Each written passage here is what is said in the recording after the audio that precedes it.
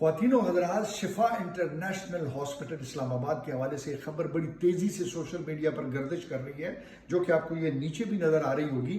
آپ پہلے اس خبر کو پڑھیے گا اور ساتھ ساتھ میری یہ بات بھی سنتے رہیں۔ وہ کہہ رہے ہیں کہ جناب 7 دن پہلے ایک مریض کی ڈیتھ ہو گئی اور 7 دن تک فی دن 1 لاکھ روپے کے حساب سے شفا انٹرنیشنل کی انتظامیہ جو ہے وہ ہم سے 7 لاکھ روپے اینٹ چکی ہے، اور یہ خبر سوشل میڈیا پر گردش کر رہی ہے۔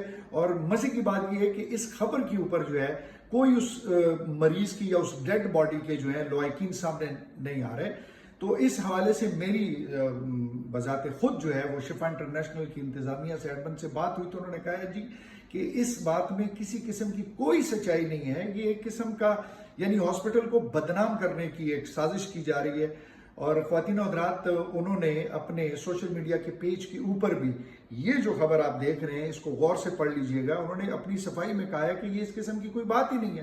خواتین و حضرات، اس کے علاوہ ایک بات جو سوچنے والی ہے وہ یہ ہے کہ اگر کوئی ایسی ڈیڈ باڈی تھی جس کو 7 دن تک رکھ کر 7 لاکھ روپے اضافی لیے گئے، تو اس ڈیڈ باڈی کے جو لواحقین ہیں، اس میت کے لواحقین سامنے کیوں نہیں آ رہے؟ وہ سامنے آ کر وہ پروفز کیوں نہیں دے رہے؟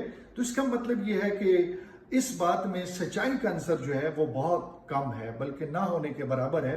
ورنہ اتنا بڑا ادارہ کہ جو اس قسم کی بات کرے اور پھر اس بات کو اگر پروف ہو جاتی ہے تو یہ ہاسپٹل جو ہے یہ ٹوٹلی ڈیزاسٹر ہو جاتا ہے، یہ پھر بند ہو جاتا ہے۔ تو میرے خیال میں اس قسم کی ایسی بات ہوگی نہیں۔ یہ بات بالکل ماننے والی ہے کہ شفا انٹرنیشنل ہاسپٹل جو ہے وہ حکومت کے جتنے بھی ٹیکسز ہیں اس سے مستثنیٰ ہے۔ اس کی وجہ صرف اور صرف یہی ہے کہ ایک بہت اچھی سروس دے رہے ہیں اور بہت پورے پاکستان سے مریض یہاں پر آتے ہیں۔